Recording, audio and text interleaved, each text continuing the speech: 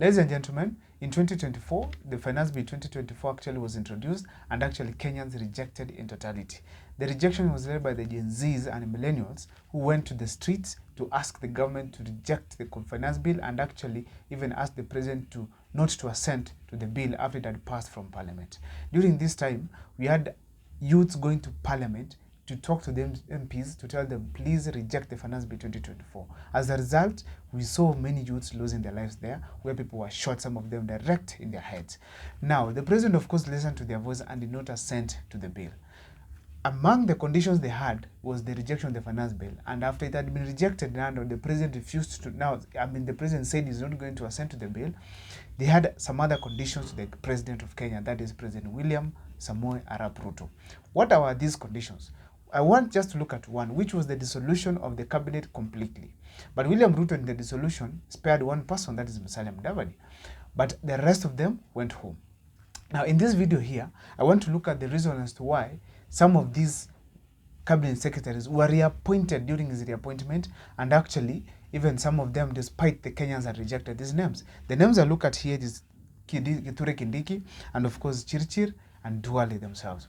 Now, but before I dissect on that topic, kindly if this is the first time you're watching our videos, make sure that you subscribe, like and comment, because that's the best support you can always give C45 TV.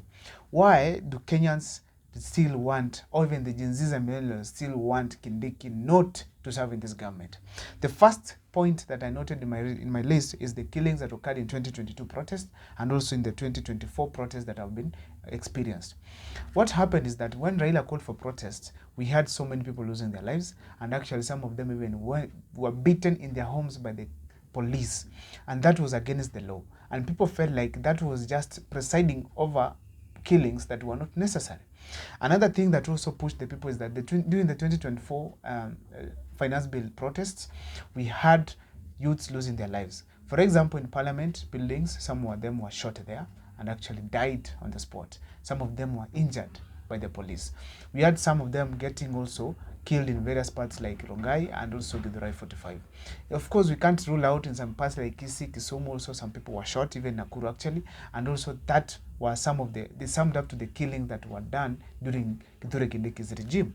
And that's why, that's one of the reasons to why Kenyans really, particularly the Gen Zs and millennials, feel like Kithure Kindiki should not be allowed to serve in the cabinet. And the reason I feel here, it's because of the abductions. Abductions have been occurring actually up to now. There are some Kenyans, some youth, some Gen Zs that cannot be accounted for after they have been abducted. They're missing in action because these people were maybe in some way seen on social media updating on how they occupied in parliament. Some of them were abducted and found later on if they're dead. And actually some of them are missing because the moment they exposed their faces, they were tracked down by the DCI. That's a suspected allegation. And actually later on, they went missing. Up to now, some of them cannot be accounted. For instance, there's a boy in Kisii, actually a 22-year-old from Kisii, particularly in Chirchir, whose parents were in the news yesterday saying that their son, despite reporting that he was at the police station, is still missing up to date. So therefore, the abductions that have been occurring that have been very public, they all occurred under the watch of Kithure Kindiki. And this is a tangible reason, because this is a tangible reason as to why Kenyans are calling that Kithure Kindiki should not serve in the current government. Now, it is against the law to abduct citizens, particularly against their wishes, and therefore they feel that he broke the law, therefore he should not be serving in the government. And the reason I feel here, it's the failure to manage the Nyayo House saga. In Nyayo House, one of the things that happens there is that they are printing of, some of the things that happen is the printing of IDs and passports. And as we talk currently, there's a backlog of passports and IDs that have not been printed. Right now, many Kenyans, actually even going up to 1 million plus, have not even received their IDs. This has affected operations, particularly those students going back to school, joining universities. They need the IDs to open bank accounts, even apply for help loan. But they're not able to do that because the IDs cannot be printed from the Nyayo House. Some of them are saying that the IDs are not being printed because they are being told that because the machines are not working anymore. These are small things that the government should not give as excuses. And therefore, people feel like Kithure Kindiki promised several times to fix the mess, but he is still yet to do that. And that is a strong reason to ask him not to be serving in this government of President William Ruto, because people feel that is being a failure. Another thing that I feel that President William Ruto should not allow Kindiki to serve in the government, or the reason why I feel the Gen Zs and millennials don't want this gentleman to serve, it's because Kindiki, there's an allegation that there's a junior officer in his interior offices who has been accused of having 250 million in his account, yet he's just a junior officer.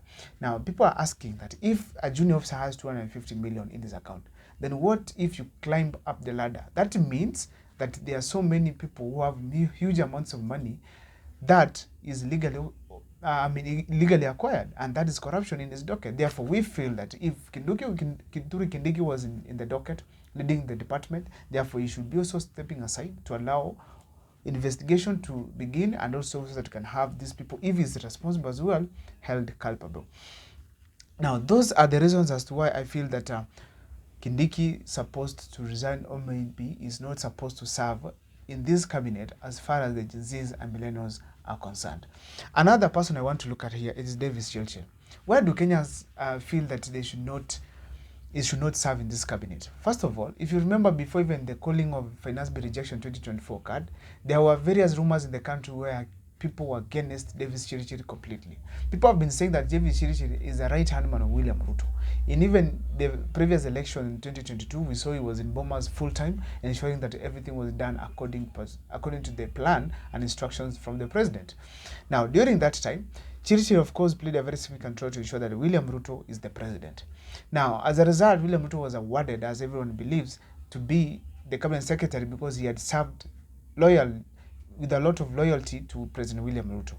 Now, but still we realized that during his time, even when William Ruto had just entered office, there were places like Bomet where he was booed, heckled for his poor performance in the electricity, particularly in the energy sector, where we experienced, as Kenyans, hikes in the amount of in the cost of electricity, and also the blackouts that we experienced across the country. So Kenyans were calling for his resignation, actually, until the president himself, he came out to speak and defend the cabinet secretary. Now, so therefore Kenyans feel like he's incompetent generally to serve in the energy sector. Now, he proved incompetent, so therefore serving the current docket as roads is also not going to perform because there's nothing new might bring in that docket. Another thing is that the cabinet that was dissolved led to, the dissolution of cabinet led to the Gen Zs and millennials giving some conditions that nobody who had served in the previous cabinet that should be there. And they also specified that a friend of William Ruto should not serve in the cabinet. Why? This will promote corruption, or even it will promote poor performance. And therefore they felt like Chirchir, being a friend of William Ruto, he should not serve in the cabinet. Also, being that he was in the previous cabinet and he was dismissed, actually not just of William Ruto, but even that one of President Uhuru Kenyatta, he was also dismissed. He should not serve completely in the current cabinet. Now, another reason I feel is that the NYS scandal. He was implicated in the NYS scandal, and I feel that if there was a corruption case against him, or maybe corruption allegations, he cannot really get the trust of Kenyans, therefore he should step aside. He has also proven incompetency, so that is one of the things that I feel that the Chirchir should not perform in the current cabinet. Another person I want to look at is Aden Duale. Aden Duale is one of the closest associates of William Ruto, starting from the previous party they had as URP. President William Ruto, actually, he ensured that Duale had won a seat using that party. He also came to parliament. They have been very close with President William Ruto. Actually, when William Ruto was sidelined from the previous government by Uhuru Kenyatta, Duale was as well the whipped, actually moved as the majority leader in parliament. Therefore, he paid the cost of supporting President William Ruto. Therefore, he's a very close associate of the president. Now, Kenyans felt like he should not be part of the government. Why? These are the reasons I feel that he should not be part of the government. There are allegations that Aden Duale is not liked by the military, which is the docket that he's serving.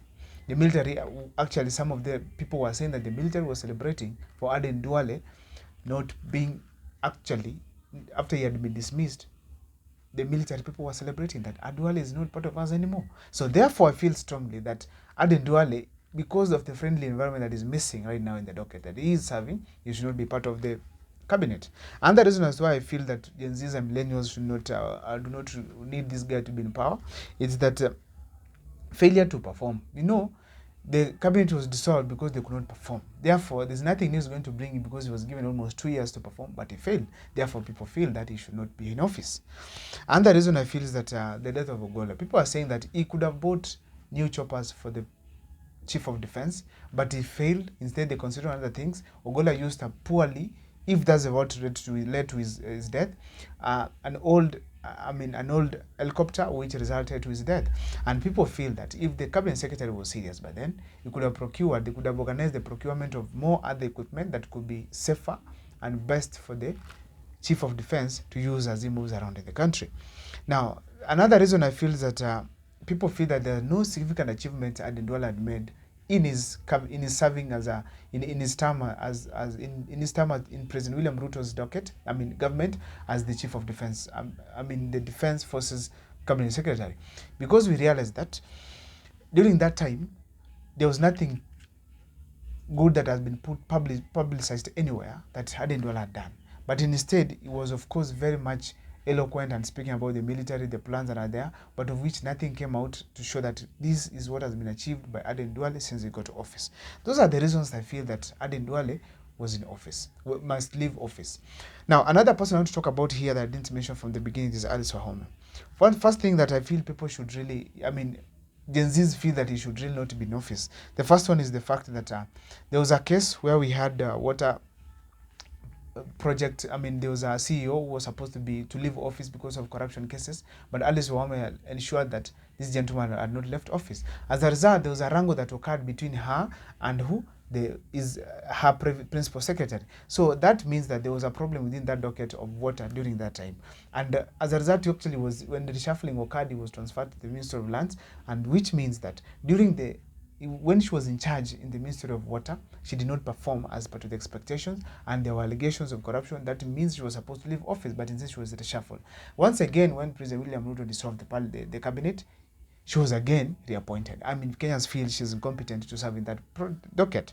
Another thing, according to my opinion, is the achievements in land. So far, there's nothing significant that has been made. Instead, we see dramas and they're appearing various pieces of lands. We want the system of Kenya of lands to work, but we've not gotten anything, any achievement, any form of new idea that she's bringing in on the table to say that when I've been serving as lands minister, this is what I've achieved. But instead, we've seen nothing significant from her. I also want to talk about one thing, that is age. People feel like she's old not to fit in the system of the current young generation in Kenya, and also the fast changing operations in the world, because we are getting things going to the IT sector. The technology is currently changing so fast, and she might not be able to fit in, because we need people who are proactive in terms of technology. But checking on her age, it's going to be very difficult for her to conform to some of these changes that are occurring, the technological changes that are occurring in the country. The last one I want to talk about is competency, because people believe that if she did not perform and she was dismissed by William Ruto, there's nothing new she's going to give in that docket. Therefore, it is rightfully okay for her to stay at home, actually, or maybe go and serve somewhere else, because she had already failed as the cabinet secretary for lands and water as well. My name is Abel Mukwa. That is my video there and there. And if this is the first time once again you're watching a video on C45 TV, make sure that you subscribe, like and comment, because that is the best support you can always give us. Keep following for the videos we do here, particularly in sports as well, and also other entertainment videos that we're going to upload.